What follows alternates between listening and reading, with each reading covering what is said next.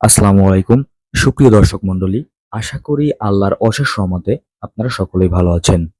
আমার আজকের আলোচ্য বিষয় তিস্তা নদী কেন বাংলাদেশ এবং ভারত দুই দেশের জন্যই গুরুত্বপূর্ণ এবং কেনই বা তিস্তা চুক্তি শেষ পর্যন্ত কার্যকর হয় না।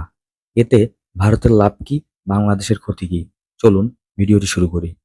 বাংলাদেশের জন্য গুরুত্বপূর্ণ নদী হচ্ছে তিস্তা। কেন গুরুত্বপূর্ণ? তিস্তা নদীর উৎপত্তিস্থল হচ্ছে হিমালয়ের সিকিম থেকে ভারতের পশ্চিমবঙ্গ হয়ে এটি বাংলাদেশের উত্তর অঞ্চলে প্রবেশ করেছে। বাংলাদেশে তিস্তা নদী উত্তর অঞ্চলের 5টি জেলা গাইবান্ধা, কুড়িগ্রাম, লালমনিরহাট, নীলফামারী এবং রংপুরকে প্রভাবিত করেছে। এই অঞ্চল দেশের অন্যতম শস্য ভাণ্ডার হিসেবে পরিচিত।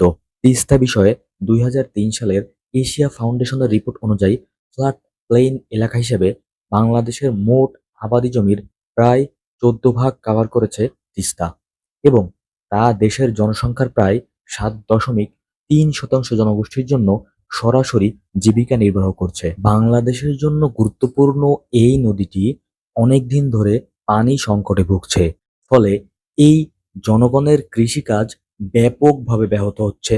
আবার বর্ষায় একতরফাভাবে ভারতের ছেড়ে দেয়া পানিতে বিস্তীর্ণ এলাকা প্লাবিত হচ্ছে। ভোগান্তিতে পড়তে হয় অসংখ্য মানুষকে। ভাঙনে নিঃস্ব হয় হাজার হাজার পরিবার। মূলত ভারতের দ্বিমুখী নীতির কারণেই তিস্তার এই অবস্থা বলে অভিযোগ রয়েছে। নিজেদের স্বার্থে তারা তিস্তার পানির সম্পূর্ণ ব্যবহার করছে। ভারতের সিকিমে তিস্তা নদীতে ছোট বড় অসংখ্য ড্যামের নেটওয়ার্ক রয়েছে। দার্জিলিং অঞ্চলে জলবিদ্যুৎ ও সেচ প্রকল্প রয়েছে। সিকিমেও নেওয়া হয়েছে একটি বড় জলবিদ্যুৎ প্রকল্প। তিস্তার বাংলাদেশ অংশের অবস্থা ভালো থাকলে কৃষি কাজের পাশাপাশি এখানেও বিভিন্ন প্রকল্প বাস্তবায়ন করা সম্ভব হতো। বাংলাদেশের উত্তরাঞ্চলের এসব জনপদের জমিতে পানি সেচ নিশ্চিত করার লক্ষ্যে 1990 সালে নির্মাণ করা হয় তিস্তা ব্যারেজ। পানি উন্নয়ন বোর্ড ও তিস্তা ব্যারেজ প্রকল্প সূত্রে জানা গেছে, সেচ প্রকল্প এলাকায় সেচ দেওয়া এবং নদীর প্রবাহ মাত্রা ঠিক রাখতে 20,000 কিউসেক পানি প্রয়োজন। এর মধ্যে শুধু সেচ প্রকল্প চালাতেই প্রয়োজন 14,000 কিউসেক, আর নদীর অস্তিত্ব রক্ষার জন্য প্রয়োজন 4 কিউসেক পানি। কিন্তু কয়েক বছর বাংলাদেশ তিস্তা ব্যারেজের সুবিধা নিতে পারলেও 1996 সালের শুষ্ক মৌসুমে ভারত একতরফাভাবে পানি প্রত্যাহার শুরু করে। হুমকির মুখে পড়ে তিস্তা সেচ প্রকল্প। গজলডোবায় পানি প্রত্যাহারের মাত্রা ডালিয়াকে সম্পূর্ণ অকার্যকর করে দেয়। শুধু তাই নয়, শুষ্ক মৌসুম শেষ হওয়ার পর পানির প্রবাহ ছেড়ে দেওয়ার ফলে বাংলাদেশের বিপুল অংশ তলিয়ে যায়। এরপর থেকেই ভারত তিস্তার পানির একতরফা প্রবাহ অব্যাহত রেখেছে। বাংলাদেশের সঙ্গে তিস্তা চুক্তি এড়িয়ে গিয়ে এবার নদী ব্যবস্থাপনার একটি প্রকল্প বাস্তবায়নের প্রস্তাব দিয়েছে ভারত এবং বাংলাদেশ মনে করছে এতে করে তিস্তার পানি সমস্যার একটি স্থায়ী সমাধান হবে। কিন্তু স্থানীয় জনগণ, পানি ও কূটনৈতিক বিশেষজ্ঞদের বিবেচনায় তিস্তা সমস্যার সমাধান ভারতের নতুন এই প্রস্তাব ইতিবাচক হিসেবে দেখার কোনো সুযোগই নেই। তিস্তা ভারত বাংলাদেশের মধ্যে প্রবাহিত অন্যতম একটি অভিন্ন নদী। শুষ্ক মৌসুমে পানি ভাগাভাগি নিয়ে দুই দেশের মধ্যে চুক্তি চূড়ান্ত হলেও সেটি গত এক দশকেও আলোর মুখ দেখেনি। অভিন্ন নদী হিসেবে তিস্তার পানি বণ্টন চুক্তি না করে উজানে তিস্তার পানির পূর্ণ নিয়ন্ত্রণ করছে ভারত। বাংলাদেশ ও ভারতের মধ্যে এই তিস্তা নদীর পানি বণ্টনের ইস্যুটি একটি অমীমাংসিত সমস্যা। দুই দেশের সম্পর্কের আলোচনায় তিস্তা একটি বড় ইস্যু। তাই দুই দেশের শীর্ষ পর্যায়ের বৈঠক হলে তিস্তা ইস্যুতে কী আলোচনা হয় বা সিদ্ধান্ত হয় সেটি নিয়ে বিপুল আগ্রহ থাকে বাংলাদেশের। এই আষাঢ়ের ঢলে যখন তিস্তার বন্যা এবং নদী ভাঙনের সৃষ্টি হয়েছে, সেই সময়টিতে এক দ্বিপাক্ষিক সফরে ভারতে যান বাংলাদেশের প্রধানমন্ত্রী শেখ হাসিনা। ভারত সফরে গিয়ে তিস্তা নিয়ে কী আলোচনা হয় সেটি নিয়ে বেশ আগ্রহ ছিল বাংলাদেশে।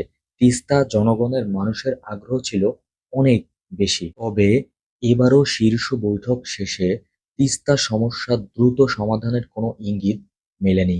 বরং তিস্তা চুক্তি এড়িয়ে তিস্তা নদী ব্যবস্থাপনা প্রকল্প বাস্তবায়নে আগ্রহ দেখিয়েছে ভারত। ভারতীয় প্রধানমন্ত্রী শীঘ্রই এই বিষয়ে একটি কারিগরি দল বাংলাদেশে পাঠানোর ঘোষণা দিয়েছে। তিস্তা চুক্তি সম্পাদন এবং বাংলাদেশে তিস্তা মহাপরিকল্পনা বাস্তবায়নে ৬ দফা দাবি পূরণ একটি সামাজিক আন্দোলন গড়ে উঠেছে রংপুরে। তিস্তা চুক্তির পরিবর্তে এখন বেশি আলোচনা হচ্ছে নদী ব্যবস্থাপনায় বাংলাদেশ সরকারের একটি প্রকল্প ঘিরে। উত্তর অঞ্চলে এটি তিস্তা মহাপরিকল্পনা নামে পরিচিত। এই প্রকল্পটি মূলত বাংলাদেশ অংশে বাস্তবায়ন করা হবে।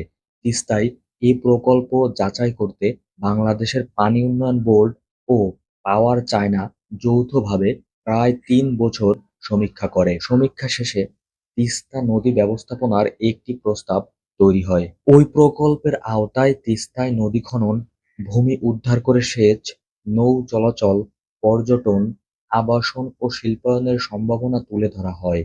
এ প্রকল্পে আর্থিক কারিগরি সহায়তা দিতে চীন যখন প্রস্তুতি নিচ্ছে এবং বাংলাদেশ সরকারকে তাগাদা দিচ্ছে, তখন তিস্তা প্রকল্পে নতুন প্রস্তাব নিয়ে এসেছে ভারত সরকার। ঠিক সফর নিয়ে আয়োজিত সংবাদ সম্মেলনে বাংলাদেশের প্রধানমন্ত্রী জানান, তিস্তা প্রকল্প নিয়ে চীন, ভারত উভয়ের প্রস্তাব আছে। তিনি বলেন, যে প্রস্তাবটি বাংলাদেশের মানুষের কল্যাণে আসবে সেটিই তিনি গ্রহণ করবেন। একই সঙ্গে তিনি বলেছেন, তিস্তার পানির দাবিটা অনেক দিনের। তো ভারত যদি আমাদের তিস্তার প্রজেক্টটা করে দেয়, তাহলে আমাদের সব সমস্যার সমাধান হয়ে গেল। সেটাই আমার জন্য বেশি সহজ হলো না? আপনারাই বিবেচনা করে দেখেন। সরকার প্রধানের বক্তব্য আর ভারত বাংলাদেশের সম্পর্কের বাস্তবতা বিশ্লেষণ করে অনেকে নিশ্চিত যে তিস্তা প্রকল্প এখন ভারতের মাধ্যমেই বাস্তবায়নের পথে এগোবে বাংলাদেশ। এখন প্রশ্ন হচ্ছে, এই সমস্যার সমাধান কিভাবে হবে?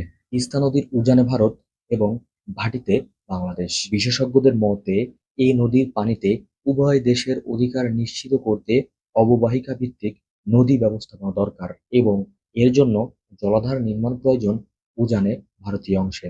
তিস্তা প্রকল্পে চীনের প্রস্তাব এবং ভারত কি করতে চায় তার কোনোটি এখনো পরিষ্কার নয় বলে উল্লেখ করেছেন ডক্টর আইনুন নিশাত। তিনি বলেছেন, ভারত চীন যে দেশই বাস্তবায়ন করুক না কেন, কারিগরি দিক বিবেচনায় তিস্তা প্রকল্পের মাধ্যমে পানি সমস্যার প্রকৃত সমাধান হবে না। তিনি আরো বলেন, তিস্তা দিয়ে কেন পানি আসে না?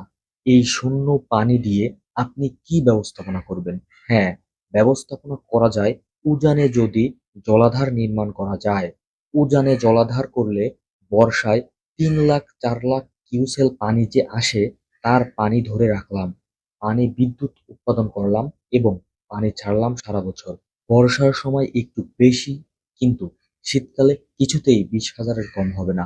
তাহলে ২০,০০০ হলে ভারত যদি ১০ থেকে ১২,০০০ কিউসেক নেয়, আমাদেরকে ৮,০০০ দিলে দুই দেশের চাহিদা মিটে যায়। কাজেই ব্যবস্থাপনার জন্যে জলাধার নির্মাণ প্রয়োজন। এই জলাধার তো বাংলাদেশের তিস্তার বুকে করা সম্ভব না। সমস্যা সমাধানের জন্য স্বল্প মেয়াদে চুক্তি চূড়ান্ত করার উপর গুরুত্ব দেন আইনুন নিশাত। দীর্ঘমেয়াদীটা হতে হবে দুই দেশের মধ্যে, যে framework for long term cooperation সই করা হয়েছিল ২০১১ সালের সেপ্টেম্বর মাসে, সেইটার ভিত্তিতে। অর্থাৎ আপনি যে প্রিন্সিপাল ঠিক করেছিলেন তখন সেটাই সঠিক প্রিন্সিপাল, কিন্তু সেই প্রিন্সিপাল থেকে তো মনে হয় ভারতও সরে যাচ্ছে, বাংলাদেশও সরে যাচ্ছে। অর্থাৎ আমি স্বল্প কিছুদিনের মধ্যে সমস্যা সমাধানের কোনো আশা দেখছি না, কোনো লক্ষণও দেখছি না। আশা করি তিস্তা নিয়ে খুব শীঘ্রই একটা সমস্যার সমাধান হবে এবং বাংলাদেশ এ দিয়ে একটু হলেও উপকৃত হবে। যদিও এই আশাটা খুবই কঠিন, তারপরও আশা করছি ইনশাআল্লাহ এটির একটা সুষ্ঠু সমাধান হবে। আজকের ভিডিওটি এ পর্যন্তই। সবাই ভালো থাকবেন। আল্লাহ হাফেজ। আসসালামু আলাইকুম।